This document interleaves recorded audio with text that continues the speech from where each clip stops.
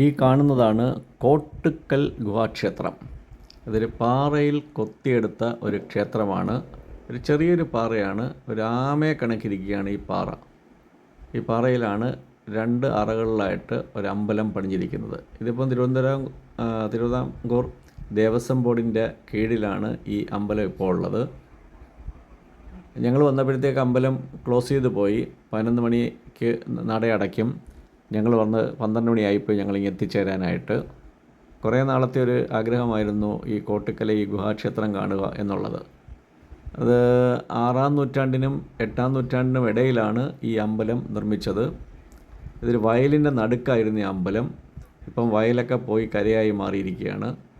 ഇതൊരു parking area ആണ്. ഞങ്ങൾ കാറ് വെളിയിൽ പാർക്ക് ചെയ്തിട്ടുണ്ട്. അകത്ത് കയറാൻ പറ്റിയില്ല. ഈ അമ്പലത്തിലേക്കുള്ള ആ ഗേറ്റ് ക്ലോസ്ഡ് ആണ്.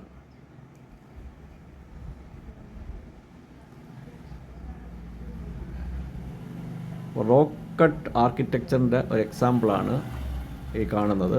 ഇത് സാധാരണ മഹാരാഷ്ട്രയിലൊക്കെയാണ് റോക്ക് കട്ട് ടെമ്പിൾസും ഗുഹാക്ഷേത്രങ്ങളും ഗുഹകളും ഒക്കെ ഉള്ളത്.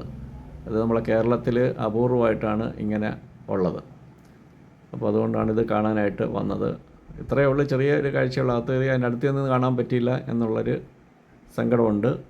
ഇത് കാണാനായിട്ട് അകത്ത് കയറി കാണണമെന്നുണ്ടെങ്കിൽ ഒരു 10 മണിക്ക് മുമ്പെങ്കിലും ഇവിടെ എത്തിച്ചേരണം.